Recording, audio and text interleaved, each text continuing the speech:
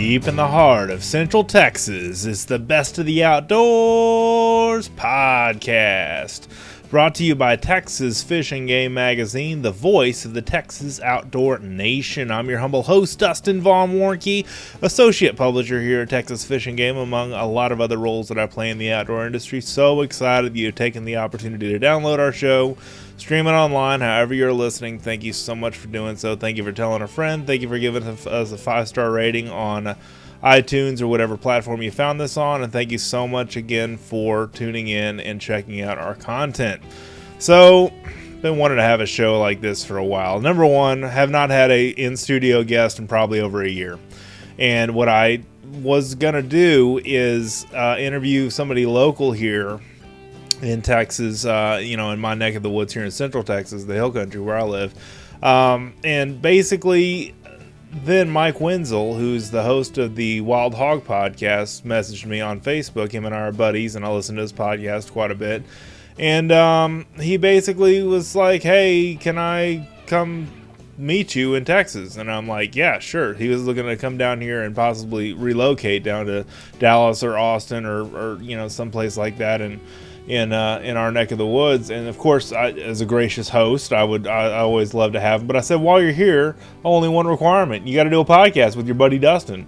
And so we sat down and did a little in-studio thing here in my home office in Leander, Texas, and basically just kind of talked about the wild hog stuff, shot the breeze about the wild hog epidemic that we have today, and the situation of trapping or hunting or whatever the case may be, poisoning in some cases, which some people have brought to fruition, which is something as hunters are pretty much against, kind of in unity in some regard. But it's a very controversial issue.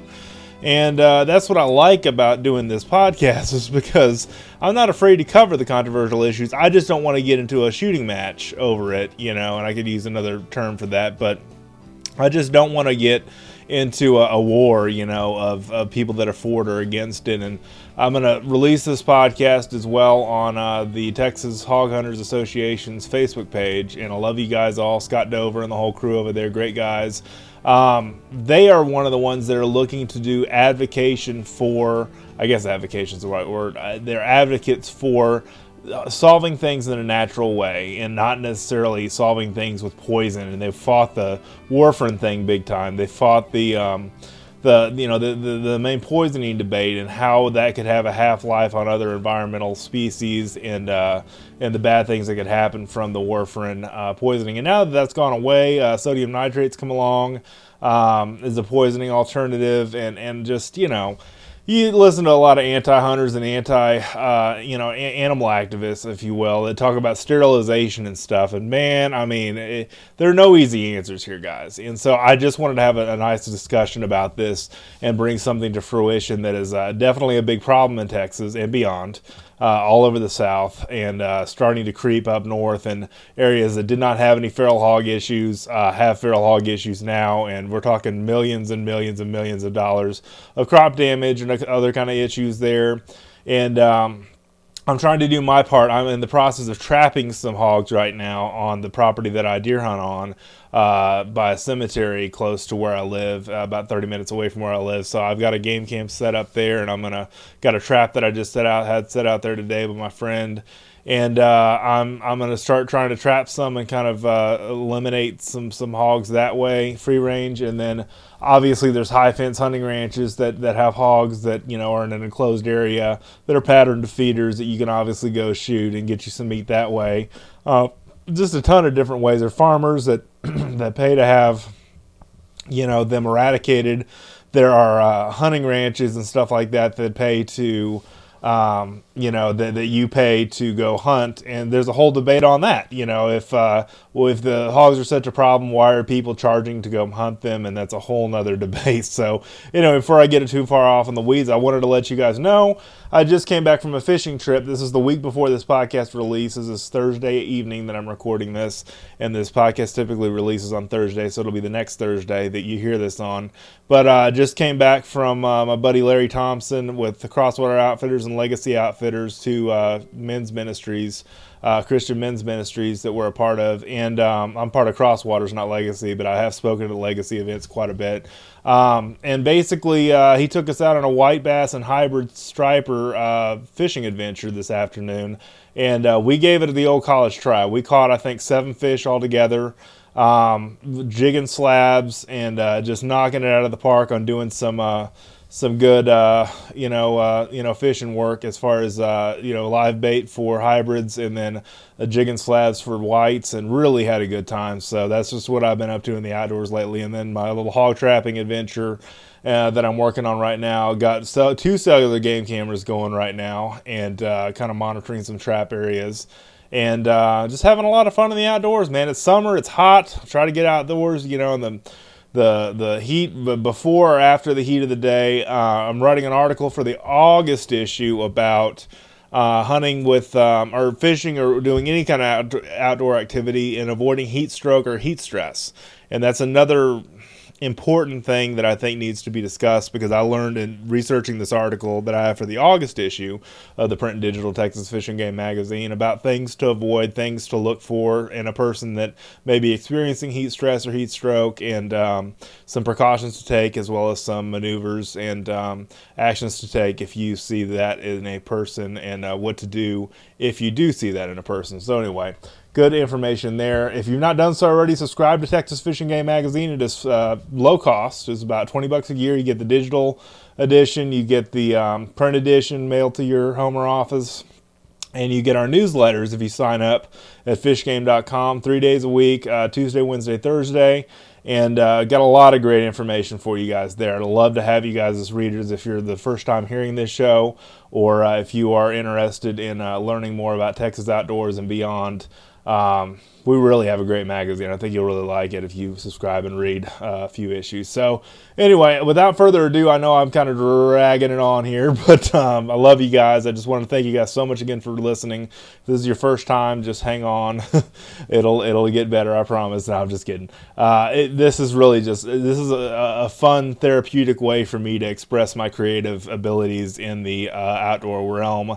And we talk about hope, inspiration, the outdoor lifestyle, everything that encompasses Texas outdoors and beyond. And I just really want to thank you guys so much for tuning in. So here is my interview with Mr. Mike Wenzel in my home studio. Here we go. Joining me in the studio, Mr. Mike Wenzel from, can I say, the Wild Hog Podcast? Yep. It's a little bit of a siesta right now, but that's okay, right? Yep. I haven't had an in-studio guest in I don't know how long. I mean, it's probably been over a year. So thanks for coming in and joining. Yeah, thanks for having me. I'm actually looking really seriously into moving down here to Texas from Indiana, and I miss hunting a lot, and I think Texas is one of the best states to go hunting in. So I really love Central Texas and all over. And I'm just looking forward to coming back. But thanks for having me again. Sure. And this is your first time on the Best of the Outdoors podcast, so welcome. And you hunted down here for a number of years when you were stationed at Fort Hood. Give us a little bit of background there. Okay, well, I actually started my hunting experience after my second tour from Iraq, and I got into deer hunting, and I was so impressed. I loved deer to go hunting after that, and then I had an interest in how hogs were destroying a lot of the land out in Texas, and why they were reproducing so fast, and it's open season. So I decided to just go out on a hog hunt with a guide one time, and this was in Burnett, Texas, and he actually had me on a stand. But first night I was out, I didn't get anything. This was at night, but then on the second night, I was sitting on top of this stand, and I got my first hog at night, and that was a pretty interesting experience. The only thing I would advise is if a landowner wants you to take only a boar, I would not do that, because then I just took my first shot at the first hog with my light. Like a normal person would. Yeah. I would not, and after that, the landowner would only let me hunt varmint. So right. So learning experience, please do not hunt hogs like that. I would either don't don't do it if you want to avoid that. So that would probably be my lesson that I would give to you. Right. No, that's good. I mean, it's, we just think in Texas we're so overrun with hogs. I mean, it's one of those things that everyone you kill, like 4 show up to their funeral, I mean, or more. Yeah. Every sounder can start reproducing at 6 months, it can reproduce twice a year for the most part. I mean, hogs are just an interesting, and I showed you some game cam pictures the other day. I've got 6 coming in, 4 shoats and 2, probably a boar and a sow, maybe 2 sows, but it was 6 hogs altogether, and free range. I just can't pattern when they're going to come, so I think I'm going to go trap them. Yeah. And do that. But the thing I've enjoyed about your show when you were doing it was the fact that the Wild Hog Podcast was all about the biology, the conservation, why we should shoot hogs, why we should conserve other wildlife by harvesting hogs, but also your thing about eating the meat, right. because there are a lot of people in Texas that just shoot hogs and let the meat go to waste, but it's delicious meat. Yeah. And it's just something that I think that should be, talked about more as far as other things. Now, you and I have talked before we started recording about the hog poisoning debate, which was a couple of years ago. I didn't cover that much on the podcast. I did, I think, a show on it once, and then it was kind of went by the wayside. But I mean, what do we do? I mean, I've heard a lot of people say about the wild hog population problem, we can't barbecue our way out of the situation. I think it's too late. I think Texas might be blessed and might be cursed, but right. I mean, if there's a shortage of pork, there's always hogs to hunt in Texas. So there, I also wanted to add that you have to be careful about the meat. I saw that in an article where if there's green stuff on it, that might mean the meat is diseased. Okay. So I haven't heard that before, but that's good to know. But yeah, there's articles that talk about how you have to carefully inspect the meat if you're going to butcher it so you don't get poisoned. Right. I heard about in New Zealand, a family got poisoned from boars that were sniffing around some poisoned areas, and they can go around anything. And it taints their meat, in other words, then, right? Yeah, okay. So you got to be careful of what you eat also. Kind of like if a coyote eats a hog, you don't really want to eat that hog because it may have, coyote issues. Yeah.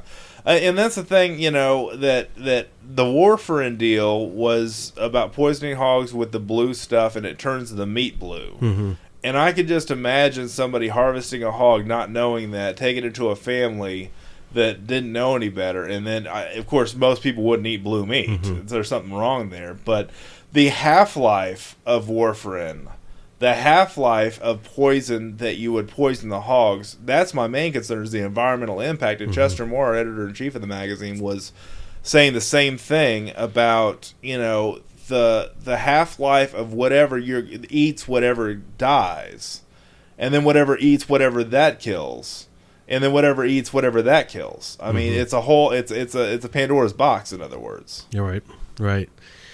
Yeah, it's very interesting. Like, hogs will eat almost anything, and it's very. Yeah, you almost have to really study and make sure that the meat that you're going to be eating from a wild boar is exactly safe. And it's cooked all the way, too. That's very important as well. Now, commercial pork, a lot of people don't know this, but commercial pork, you technically, because they've killed all the trichinosis and brucellosis and all that other stuff out of it, they've killed all that stuff. And basically, they have what's left is you can actually eat pork a little undercooked. Now, I'm not talking about rare. I'm just talking about a little rosy or a little red or a little pink in the middle. But, feral hogs, most of us smoke it or grind it or do whatever with it. And the meat, you want to make sure you cook all the way because of the brucellosis, trichinosis, and that kind of stuff that you can contract. But, I mean, the same thing on the other side of things is that, it's a great protein source. It's lean. It's good meat, and you know that as well as I do. But the other side is, we could probably, this is my joke all the time, this is awful to say, but we could probably solve world hunger with our feral hog problem. But the Muslim and Jews can't eat pork. Right. Yeah, isn't that ironic? They consider it unclean. Like, I was in the Middle East in Iraq, and I actually saw a herd of wild boar running around in Iraq off in the distance, and that's hilarious. I think they were only good for killing ISIS militants from my point of view. But I don't know if you've heard that story or not. I have. But yeah, they're. But I've heard about stories that these wild boar are carrying around African swine flu, which is decimating pork populations in China and Asia and Africa, and it's incurable for hogs. It's harmless to humans, but it's decimating domestic pork populations, and they're trying to figure out, and they're actually trying to build fences in Denmark to keep the wild boar out from Germany, really? and they could possibly swim across this ford and get into Denmark. It's going to be interesting. I'm definitely watching up on that, and these pigs, they can I think that, from what I even read an article in Missouri about how they are the most sustainable, prolific animal in the world, that they can even breed in the winter of January, right? And nothing will stop them from reproducing. But wow. Yeah, it's pretty amazing, like what these hogs can do, and it's up in Canada as well. They're having a tough time with trying to manage their wild boar populations in Canada, which is exploding, like in Texas, like everywhere else. And I mean, the thing is, I mean, the reason why I wanted to have you on is because you have such a depth of knowledge of news stories and stuff that you've read over the years that you bring to your podcast, guests you've had on, all kinds of different situations that you have going on, that basically are all about the issue of wild hogs and how prolific they are. My whole joke is that there's 3 things that would survive a nuclear apocalypse, and that would be feral hogs, fire ants, and cockroaches. They actually, in Fukushima, Japan, where that nuclear disaster was, they were actually coming down from the mountains and reproducing like crazy, and they're called radioactive hogs. Feral hogs. You're right. And they can't, and the Japanese are trying to get hunters to hunt them, and they're just spreading like crazy in that part of Japan. So they're having these radioactive hogs running around. You can't eat that meat. Yeah, right. So, I mean, it's just one of those things that radioactive hogs. Yeah. I didn't think we'd be talking about that. You could probably search it online and find articles on them. Yeah. I'm not joking. No, no, you're not. This is all real stuff. And that's the thing I like about your show, is because it's real, it's relatable. Because it's all kinds of stories and stuff about why wild hogs need to be controlled. Mm-hmm. But what's the solution, Mike? I mean, is there a solution?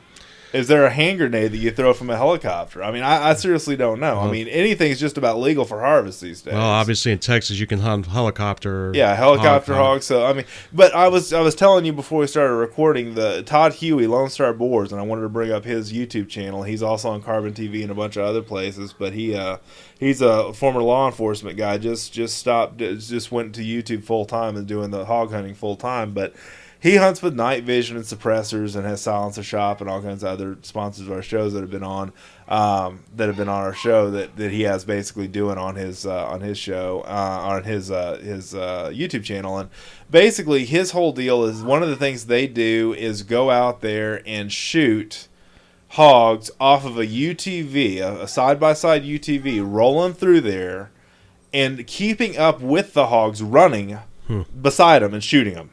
Yeah. And he was playing The Flight of the Bumblebee in the background. He's got a video on YouTube about this. And I'm just like, that was efficient. He was going with a group of guys, I think out of Lubbock, that were basically harvesting these on cornfields and stuff like that, where they were eating.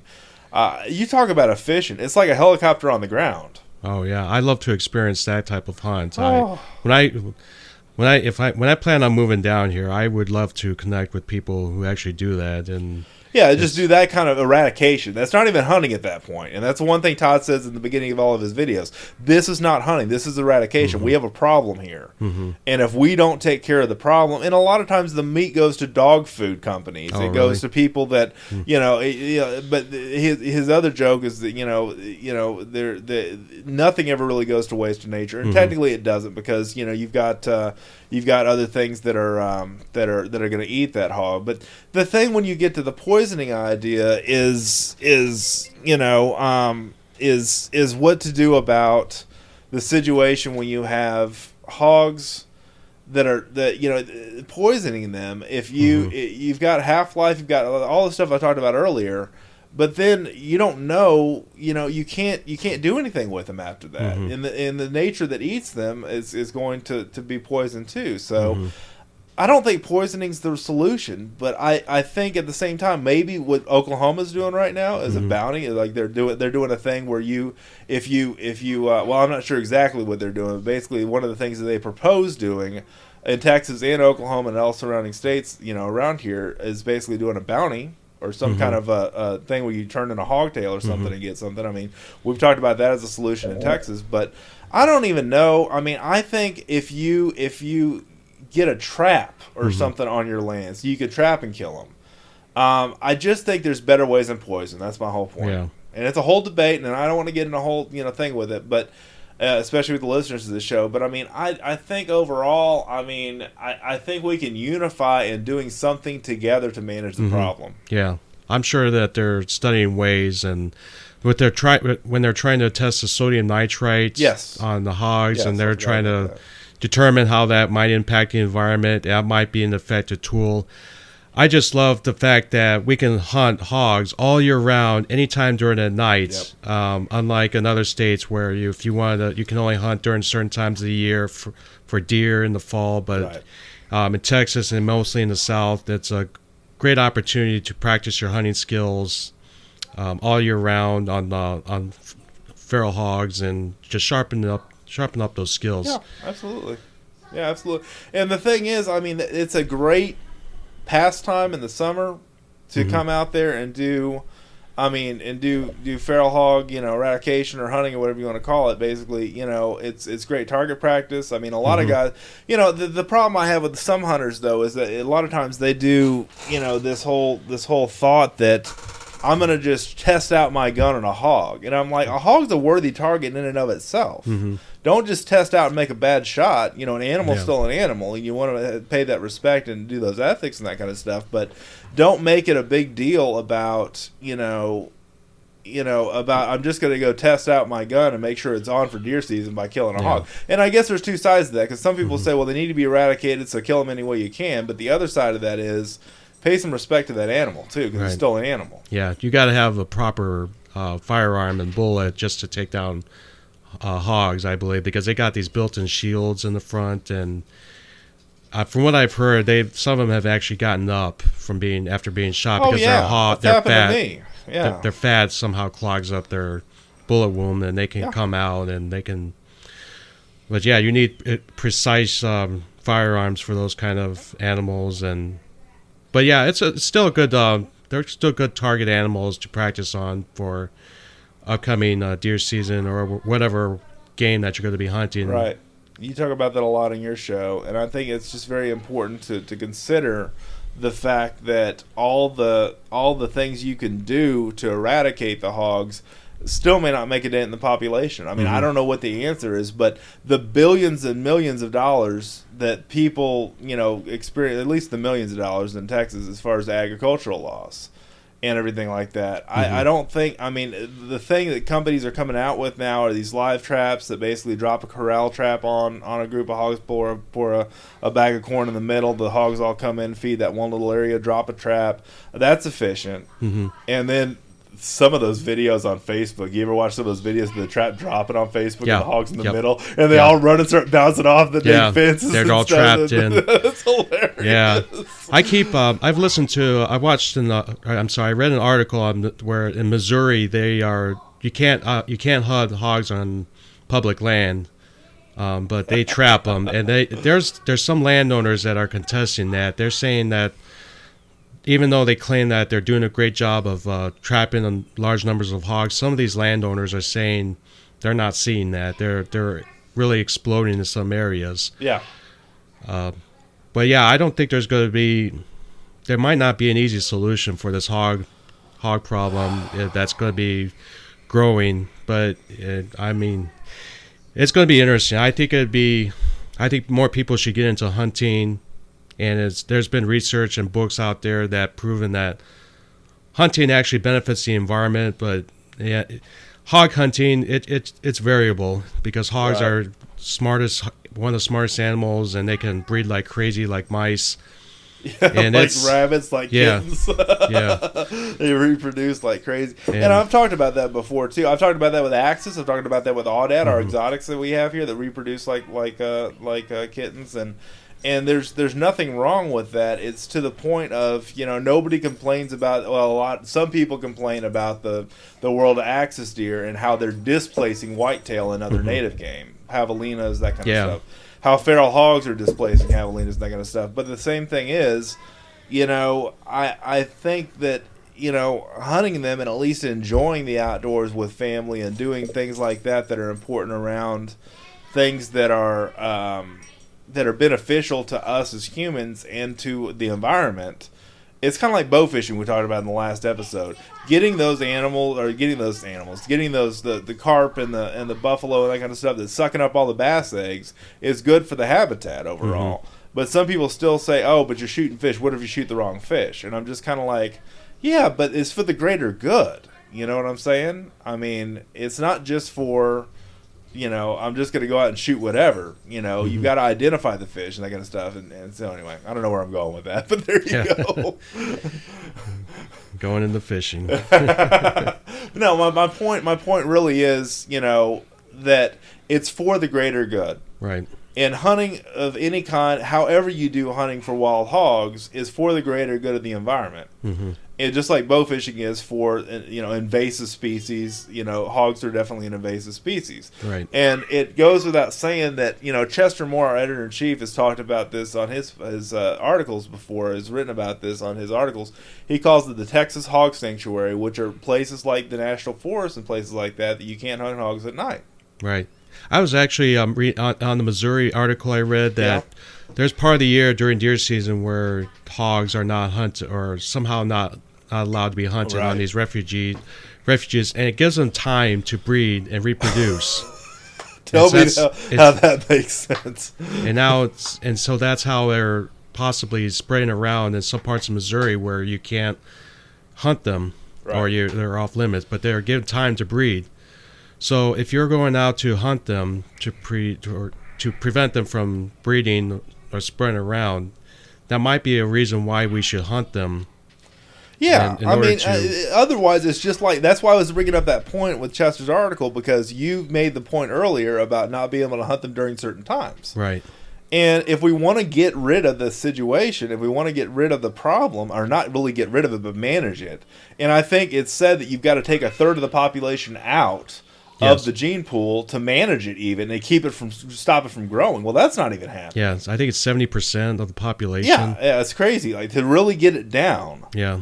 But I mean, and I relate it to axis deer. I just got a text I was telling you about of a guy that has about 100 free range axis at a time on his land in in one part of Texas. They're not going anywhere. If anything, they're going to grow in numbers. So we've got to do something to, the only question is what that something is a lot of times. So I think it's just healthy. And that's why I wanted to have you on the show, because I think it's healthy to have that discussion about wildlife conservation. And one of the things I've talked about before on this show, and Jackson was the first open entry to this category of the Boars of America record system, BOARS. Yep. And that is the system that Chester Morris started about conservation and about wildlife management with scoring hogs that have, decent sized tusks, especially boars, that basically, go into a record book. And I think something like that. And then also, if you get a certificate that you can frame, it's frameable certificate, and you get one of Chester's signed copies of his books, Hog Wild. And it's just like a push that I think is healthy for go out and harvest some hogs. Jackson got his with a knife. It doesn't matter, however they're harvested, there's a category for them. But, I mean, go out and have, something like that. Maybe have they're hog dog competitions all the time. Right. Maybe we do, something based on weight, for and maybe there is stuff like that now. I'm not that keen on it, but there's hog hunting competitions going on. But I mean, we need to have a big old barbecue every single weekend, man, and just stack them up like cordwood. I've heard a lot of biologists say you can't barbecue your way out of the situation, but I still think there's very pliable ways that we can use. And the boar scoring system is the one that I brought up because it is such an awesome system that basically helps eradicate hogs, but also give power to. Jackson's ego was huge after he got that certificate. He felt so proud. I was so proud of him as a dad, that he got a hog, Right. and that he got recognized for it. So I think recognizing harvests like that and recognizing things that are going to be, that are going to be beneficial for the environment by also taking hogs out of the environment is good. Right.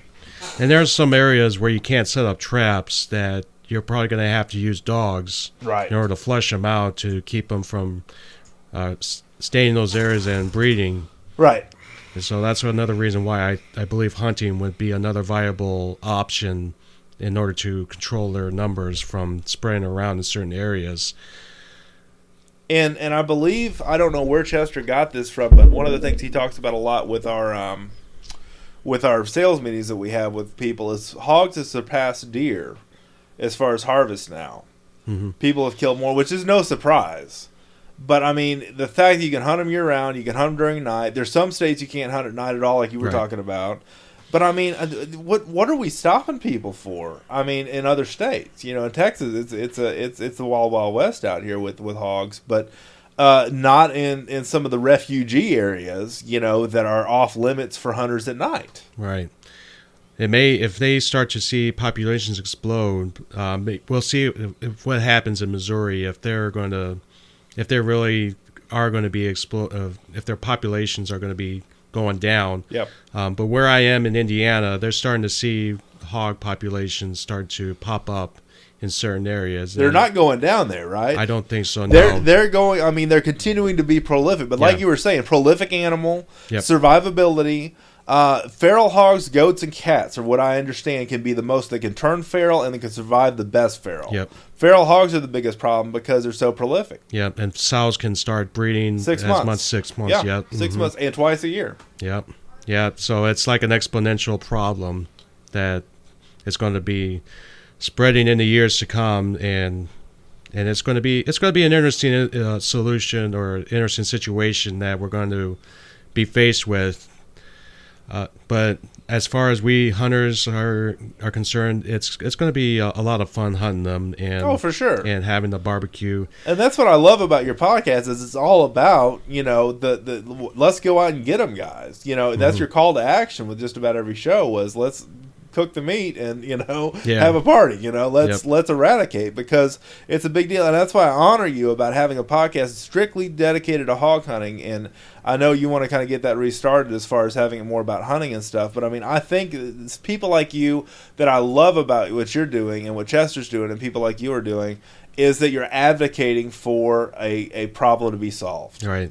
As well as having fun doing it as well. For sure. Absolutely. And that's part of the deal, but I'm just saying not everybody's doing that. Right. And I think more people need to get educated in the benefits of hunting, because I believe I think there's some areas where hunting is actually going down and people are kind of having different views on hunting. Yeah.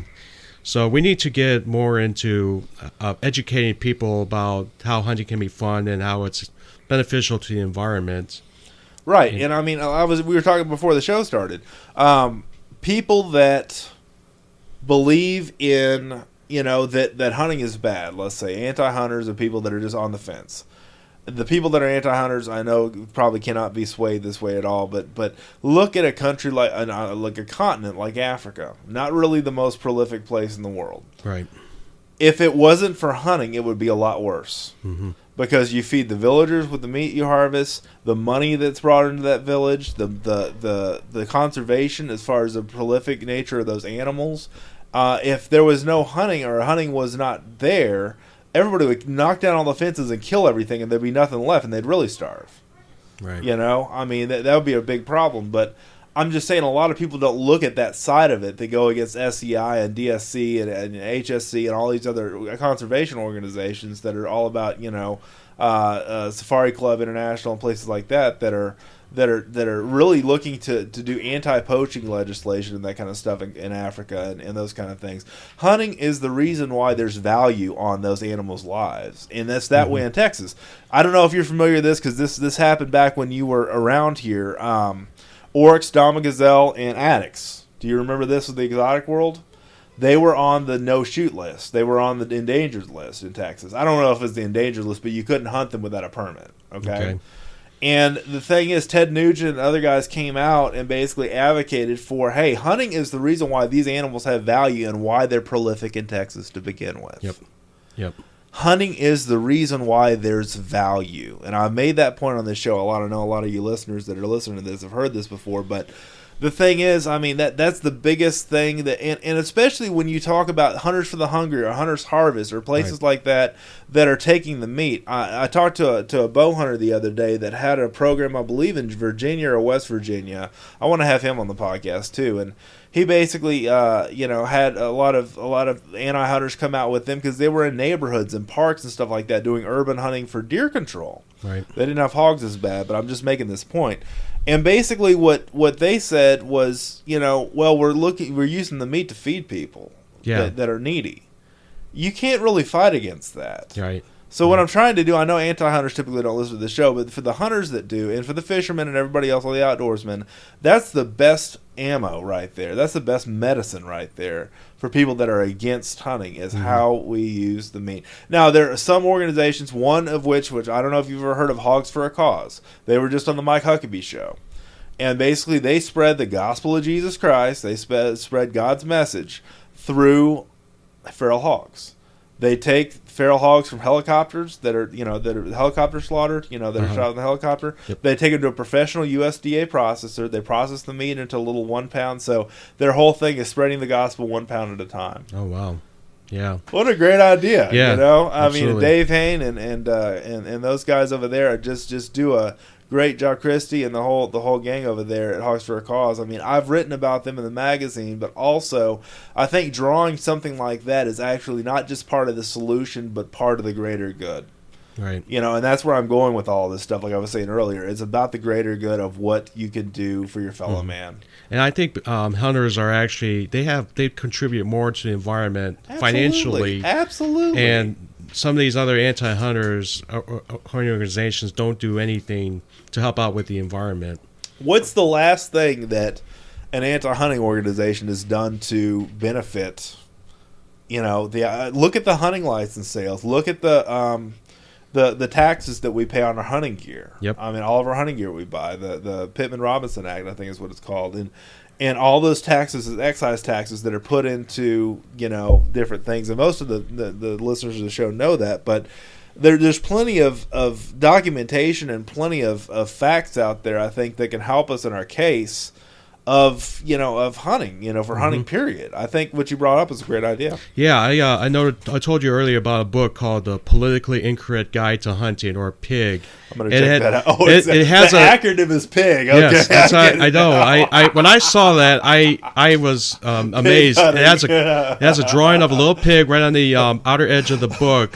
You didn't tell me the acronym earlier. Yes. The acronym. Yeah. That's funny. So if you really want to give out facts as to why hunting benefits the environment, then buy that book. You can buy it on eBay or wherever, but it's called The Politically Incorrect Guide to Hunting. And you've got all sorts of facts and research that tells why hunting animals actually benefits the environment. That could be a great guide that you can show people. That's good. Yeah. That's good. I mean, it's a solid point to make because a lot of people, think poisoning or sterilization. You remember the deal with deer sterilization years ago? That's what a lot of the anti-hunters want to do is sterilize the deer. Yep. They're just going to grow more deer. I mean, you can't sterilize them all. Yeah, what are you going to do? Put a dart in them and sterilize it so it doesn't reproduce anymore? I think it's going to cost a lot more. That too, yeah. It's actually in the Politically Incorrect Guide to Hunting book. I think they talked about that. But why not why not go hunt the deer, harvest the meat, and give it to needy people who need it? Yeah, for sure. So, I mean, I think, stuff like that, and like Hogs for a Cause, I know there got to be other organizations in Texas and elsewhere that do hog hunting for ministry or do hog hunting for, hog eradication for whatever, but I mean, it's so vitally important that we look at ways like that to make it meaningful for mankind. I mean, that's kind of a really big picture.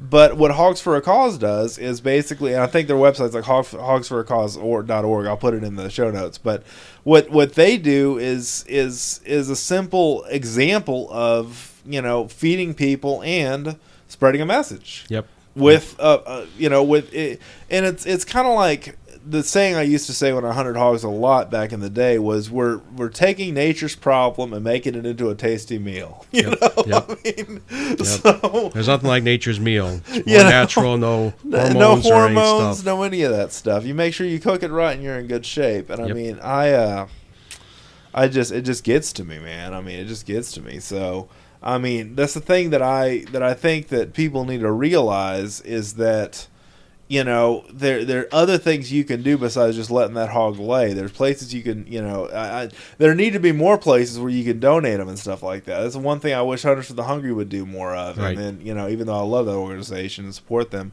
and, you know, Hunters Harvest and other organizations like that, from what I understand, do take feral hogs. But I mean, it's just a simple thing. But your neighbor, I mean, there's plenty of times a lot of my friends that shoot feral hogs, they give to a needy family they know.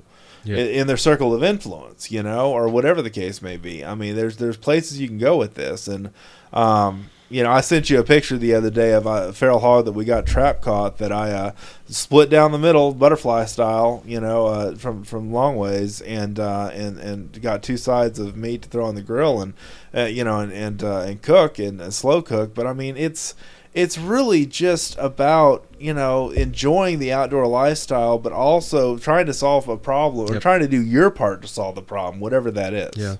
Yeah. From what I've heard in China and Asia, this African swine flu, and in Europe, it's decimating their pork population.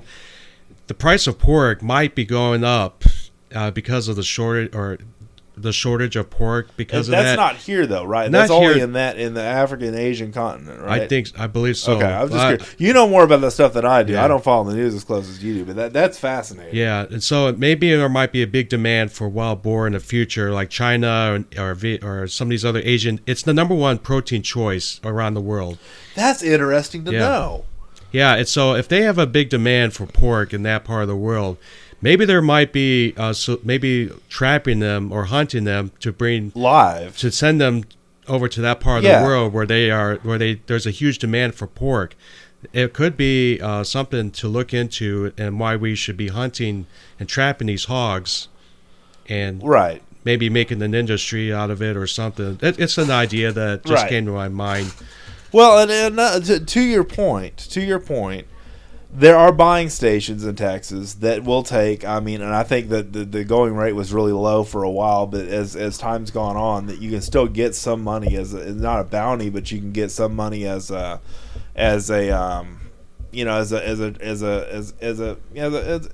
payment for your hog. You know, if you bring it in dead or whatever, you bring them in live or whatever, and they harvest them, they send them off to France and Europe and places like that. France is in Europe, but and they use it for meat for fancy restaurants. Can you believe that? Even though they're running around nasty and destroying feral hogs, destroying vineyards, and there's some beaches. Well, and that's the thing I like about having you on the show, because you study all the stuff that's going on in the world. I mainly am Texas-centric, you know, and then U.S.-centric, but you're talking about stuff from all over Missouri and Indiana and all over the world, all over the nation and all over the world, because I didn't know it was the number one protein choice in the world. Yep. But if you think about Asia China has 1.3 billion. We in America have around 350 million. India alone has 1 billion people. Yeah, from what I've heard, China's lost their pork populations that is greater than the U.S. pork industry's populations. Well, I believe it because of all the people. Yeah, because there's no cure for this African swine flu that's spreading. So, I know a lot of listeners may think we need the African swine flu here, but that would be bad. Probably not. It's gonna.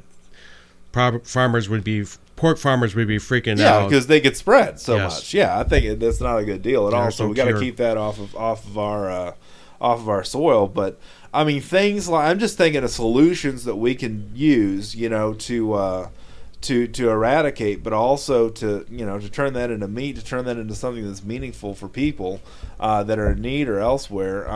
You know, because the first time I feed wild pork to somebody, they're like, yeah, this tastes just like regular pork. I mean, whatever flavor you want to put on it is fine, but I mean, there needs to be more wild pork recipe books, is what I think. Yeah. As far as stuff like that, and we need to not be so standoffish about giving it to having food banks accept it, because I know the reason why food banks don't accept wild pork is because of all the issues if they undercook it or whatever. But there's got to be ways around that whole cycle as far as them reproducing and everything as fast as they are, that we can control the population somewhat in a natural, I guess hunting's natural in a way, it is, in a natural way. Yeah. That's my whole point. Yeah. Yeah, pork is, unlike cattle where they only give off one calf per cow every 9 months. So it's like pork, it's spread, like females can give off like a litter every 6 months, and that's why it's... How many in the litter, though? Probably, I'd say 10 to 12.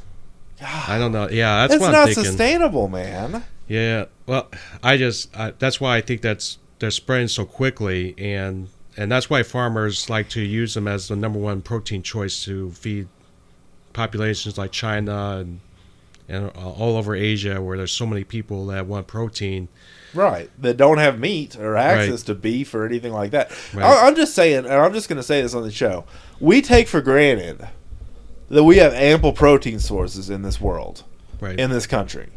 Okay, the rest of the world doesn't eat a lot of meat traditionally, comparatively to, I'm not talking about Europe, but I'm talking about Southeast Asia, stuff like that, because it's not as plentiful. Right.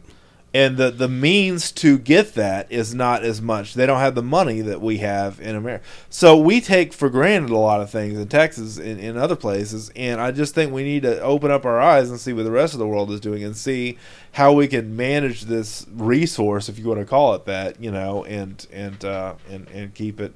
But this has been a good conversation. I'm just trying to think of ideas of ways that we can control the population without poisoning it. Yeah. I mean, it seems like that's the most obvious answer is to hunt all we can, live trap all we can, sell all we can, give away all we can.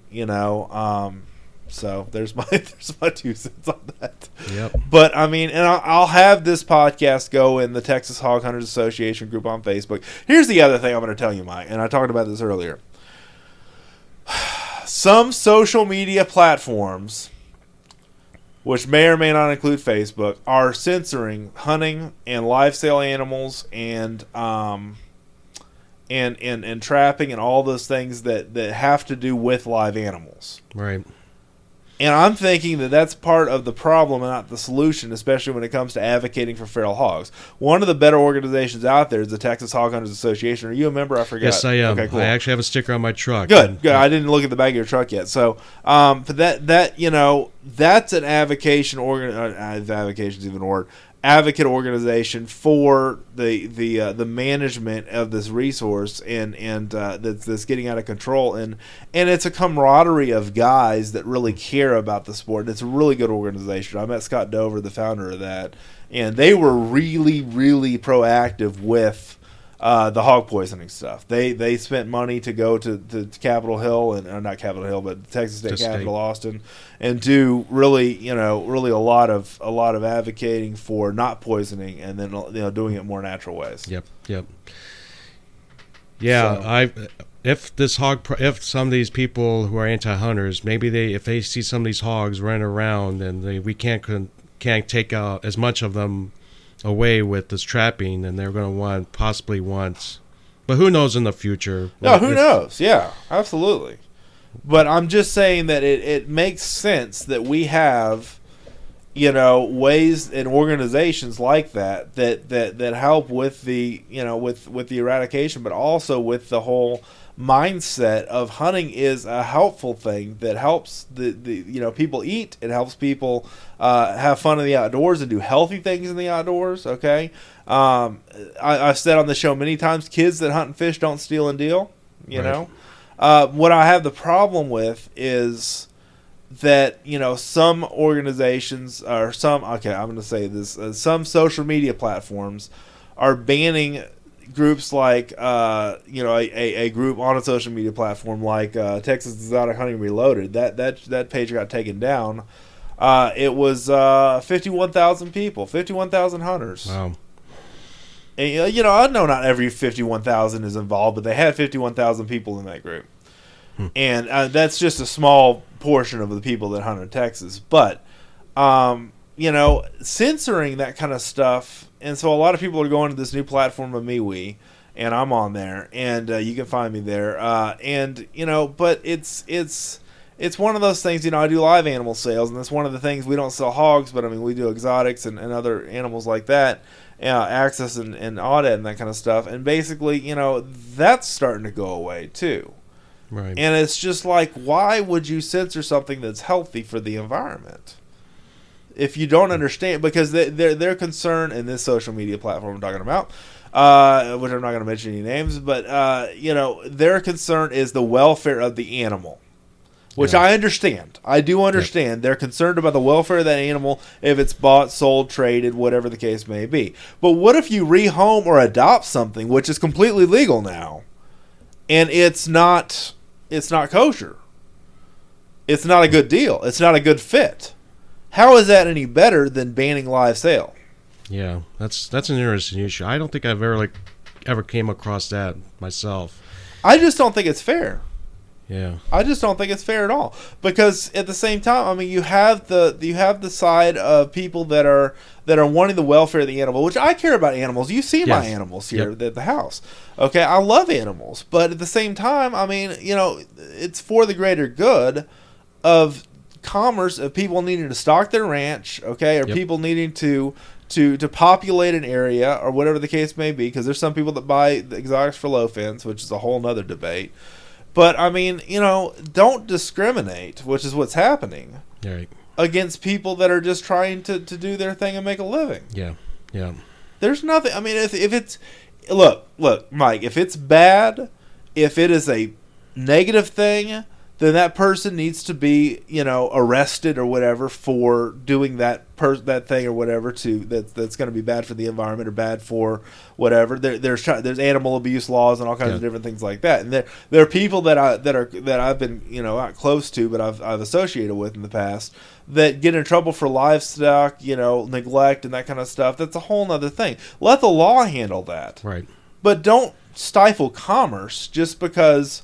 You know, and I personally think live selling, you know, hogs in traps, you know, that are trapped in that kind of stuff, as long as they're going to other places, you know, that are going to slaughter and that kind of stuff, you should be able to live sell those too. And that's not done on Facebook very much, but or other Instagram or Twitter or other places like that. But it's one of those things that I think, you know, is let the law handle things the way the law is designed to handle it. Don't stifle somebody because they're. So anyway, there's my soapbox.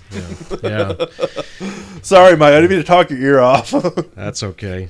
I'm just passionate about that. That's all. Yeah, that's something new I learned today. So yeah, always something new to learn about with nature and hogs in particular. And, well, you've taught me a lot. I mean, listening to your show has taught me a lot about what's going on in the world of hogs.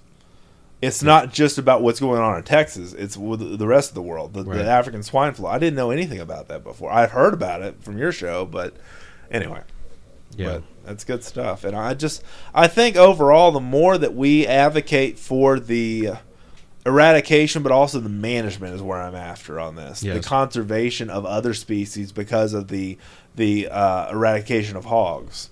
Right. That's important, and that means something. So yeah, we have to be vigilant in role as hunters. Yes. And how we actually are a part of nature. Yes. And why exactly. That's where I'm going. Go ahead. Keep talking. And why we have to back up the facts that was done by research, like from these books that I told you about, and we have to really show people about the benefits of hunting. And I understand some people are sensitive to deer being killed. They don't want to see animals die, but it's all a part of life, and it's been supported by nature, by research. But it clearly shows that hunting is a beneficial activity. Just like when these state parks, almost every year they do their research on deer populations, and they have to cull the deer in order to reduce them from eating too much plants out there and decimating the environment.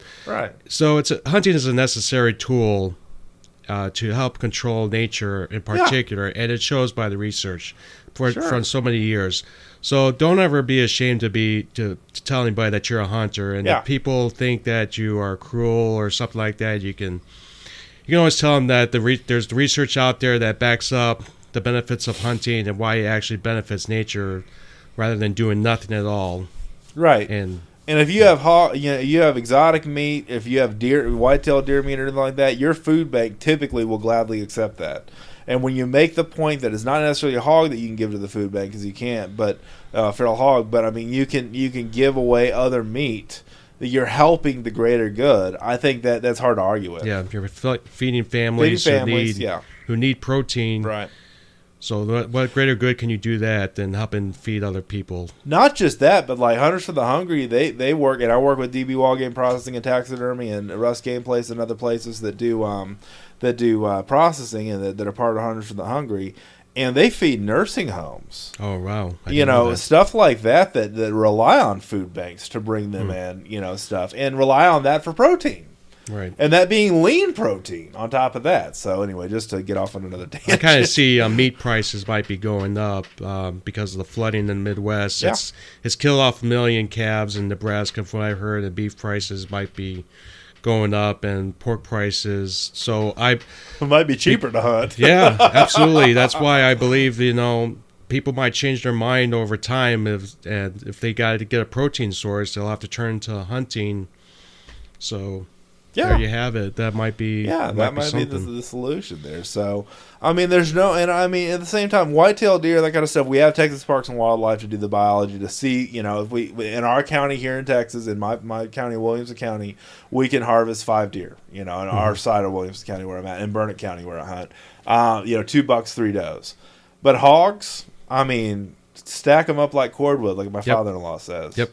Unlimited meat source. I mean, just you got processors that'll take hogs. There's some hogs that don't take some processors that don't take hogs in the during deer season. But I think they all should. Because we need to have a place to go with this stuff. And if you've got people that are paying money to get their stuff processed with you, why not take the hogs too? Yeah. And there's one processor that I do websites that I work for that does not take hogs during deer season. And I just don't understand. They don't want to mess with dealing with 2 different species. But I'm just like, man, come on. I think in Missouri that in conservation areas, you cannot shoot hogs during deer season. And some people are fighting against that because it gives hogs a chance to reproduce in those areas. Yeah, all they do is prolificate more hogs. I mean, they make more little bitty pigs. It's going to spread around. Bacon seeds, baby. I've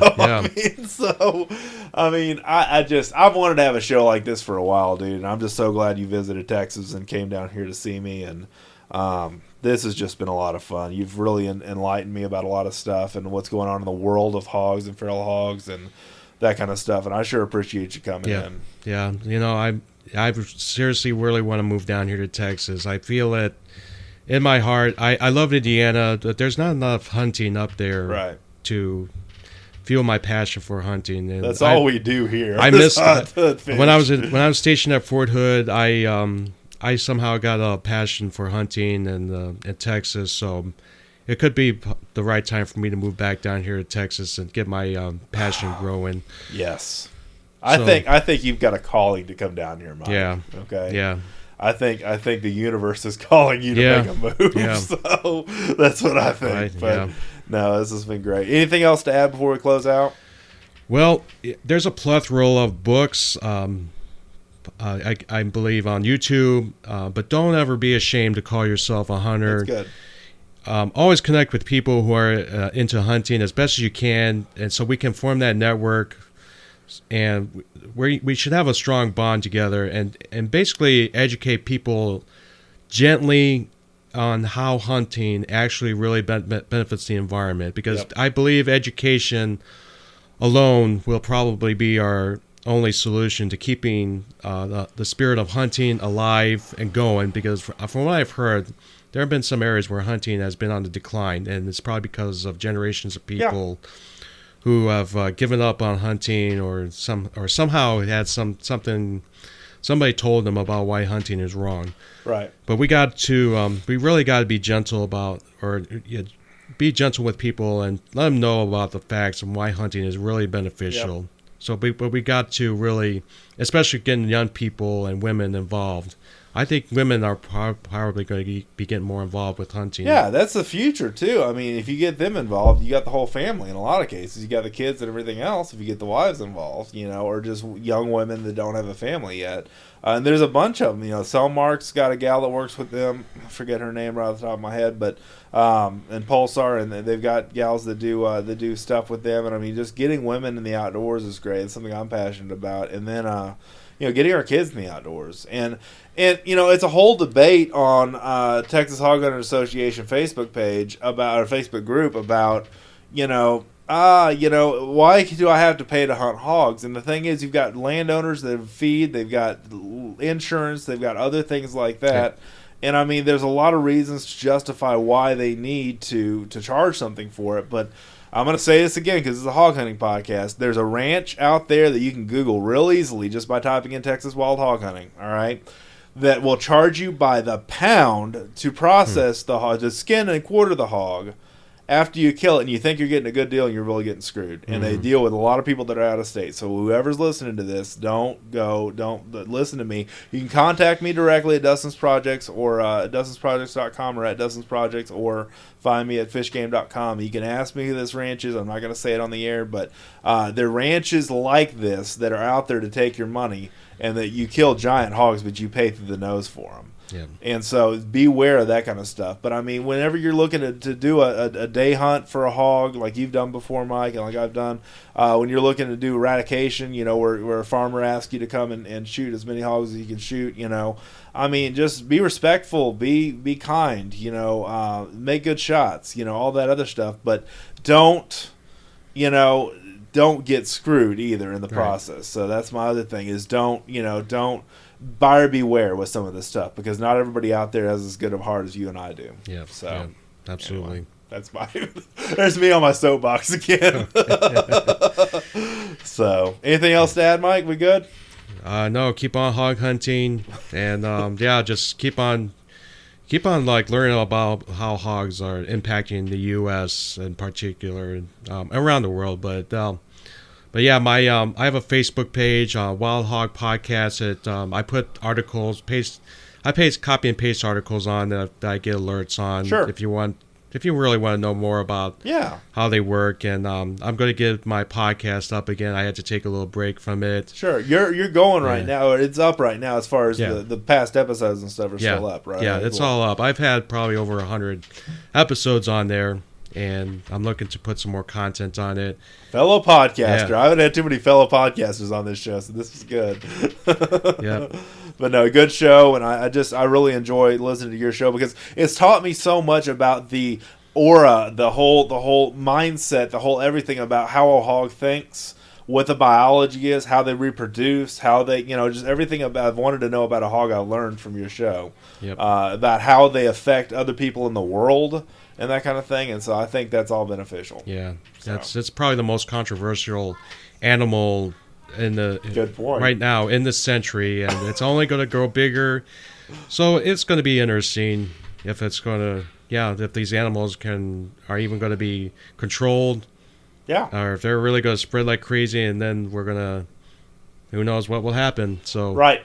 So, I mean, just being an advocate for the control and just the natural control as far as using hunting means and trapping means and stuff like that. Exactly. So you and I are in agreement with that. So thanks so much for joining us, Mike. I appreciate you. Thanks for having me. And there he goes, ladies and gentlemen, Mr. Mike Wenzel. Check out the Wild Hog Podcast. Actually, just as soon as I was hitting record on this, he had just released a couple of episodes on his show. I kind of encouraged him to get it started back up. His last shows were airing back in September, and he kind of shut it down for a little while, and I encouraged him to get it started, and he did. He got started again and he's really seriously thinking about moving down to Texas. So good Iraqi war veteran. Just a really great guy all the way around. So check out his podcast, the Wild Hog Podcast. And just, advocate for this stuff, man. Go out and hunt you some. Go out and trap you some. Go out and find you some hunting land some farmland, some areas that need to have these things absolutely annihilated and get you some wild pork in your freezer. A lot of good opportunities to do that, whether you pay somebody or somebody pays you. However that works out, and most of the time that you end up paying, to hunt wild hogs, is that being kind of a microcosm of this whole thing. But I mean, it's really, there's landowners that have insurance costs. There's all kinds of other factors that go into why we don't let you just go hog wild and kill all the hogs you want to on people's land, because there's insurance. There's a wide variety of different reasons why people, and it's a whole debate on that on the Texas Wild Hog Hunters Association. It's an interesting discussion to have. How to solve this problem, how other countries are solving this problem, the issues that they're having with the Asiatic or the Asian swine flu swine flu, and the implications with that, and what would happen if that got into America, and what would happen to our commercial pork populations, that kind of stuff. So definitely some good things, and I just hope that you took away from this podcast today that there's a lot of different viewpoints on this. I'm not trying to tell you one way's right or the other is right, or your way is wrong, or whatever the case may be. I'm just trying to spur an intelligent conversation about an issue here that we all face as outdoors people, because feral hogs are going to continue to proliferate. They're going to continue to breed. And the question remains, what do you do about it? And, like I said, I think we can barbecue our way out of part of the situation. I think in some ways it may be too late, like Mike Wenzel said, as far as things that we can do under natural methods of hunting and trapping and shooting and eating and all that other stuff. But there's a lot of great organizations, like I talked about in the interview, that, Hogs for a Cause. Go check them out. Google Hogs for a Cause website, and they've got a really, really good way that they do it. They were just on the Mike Huckabee show, I believe, a couple of weeks ago, and Dave Hain, who's one of the main founders of that organization, has a really great message of hope and inspiration. And if I think about it again, I'm going to go ahead and have him on the podcast one time soon too, because I've done a story in the magazine on them before, Industry Insider Report. And really, just some great opportunities to serve, people that are in need of some hope, and to turn nature's problem into a tasty morsel of food to give somebody hope and inspiration, and something that they can eat, something that they can take forth and enjoy and use as nourishment and protein. And also get the gospel message in return, which is one of the main aims for Hogs for a Cause. And organizations that exist like this just really inspire me that there is hope, there is love, there is a lot of, really great opportunities. And the parent ministry to Crosswater Outfitters and Hogs for a Cause is Hogs for a Cause is Hope for the Hungry, and they basically work worldwide with children from Haiti, families from overseas, families from just all over the place, and have a umbrella of different organizations that basically go out and serve the world in a lot of different ways, a lot of different meaningful ways. So there's just so much there. So I'm going to put hogsforacause.org's website in the show notes. Put a couple of the other things that Mike and I talked about in the show notes as well, and just want to thank you guys so much again for checking out our stuff. And if you've not done so already, please subscribe to the show. It is free. It does not cost you a thing. You get a new show every 2 weeks, and I try to alternate hunting and fishing and outdoor stuff with whatever show that I do. So I try to alternate hunting and fishing each show, or hunting and bow fishing, or whatever the case may be. Also, check out our newsletters, fishgame.com. We have the Tuesday Tactical and Practical. We have the Wednesday, Wildlife Wednesday. We have the Thursday, Texas State of the Outdoor Nation. And those are all free to you. It's like getting a mini magazine with a couple of stories to a few stories, depending on what day you read those. And then Thursday is kind of the summary of all the different stories that we cover. And I write some of those. Actually, some of those are coming out. I've got a hog hunting ammunition article that's coming out in a coming newsletter, so be on the lookout for that. Fishgame.com, check it out, the blog, or you can check out the newsletter that will lead you to the blog. You can see that. I've got one called Loaded for Boar, Packing for Pork Chops. So I've got that one coming out, and then I've got another article on a tripod that I've been using. I've got some other articles on some online stuff I've been buying from Amazon for the outdoors that I've been using, flashlights and cameras and all kinds of different stuff that I use in the outdoors, that I've used to help me do what I do better, and I think that will help you do what you do better as well. So definitely be on the lookout for those. Again, tell a friend about the show. Leave us a 5-star rating, however you found us on iTunes or where else. I mean, iTunes is kind of like the kingpin of podcasting, so please leave us a 5-star rating on that. It just helps people find us better. It just helps spread the net message out there. And please tell a friend and subscribe and all that other fun stuff. And we thank you so much for doing that. So I appreciate you guys all more than you know. I just really am grateful for every single one of you that listen to this show, and I mean that from the bottom of my heart. It has been a work of blood, sweat, and tears the last 4 years to grow this show, grow this audience, and just to see where it has come from, where it is going. I'm just overwhelmed and blessed. You know, I have such a heart for thankfulness and gratitude for each and every one of you guys. And this is just a great outlet for me to kind of get my creative juices flowing. And I don't think I'm ever going to run out of stuff to say. I always thought when I started this podcast, well, what if I already covered everything? And I'm like, there's never going to cover everything. You're never going to cover everything because there's so much to talk about in hunting and fishing and saltwater and freshwater and hogs and deer. And I mean, all that stuff encompasses the outdoor lifestyle. And I'm going to keep on doing this podcast as long as I can keep on doing this podcast. So if you guys are going to keep on listening, I'm going to keep on podcasting. So thank you guys so much for watching, reading, and listening. Have an awesome day in the outdoors. We'll see you next time.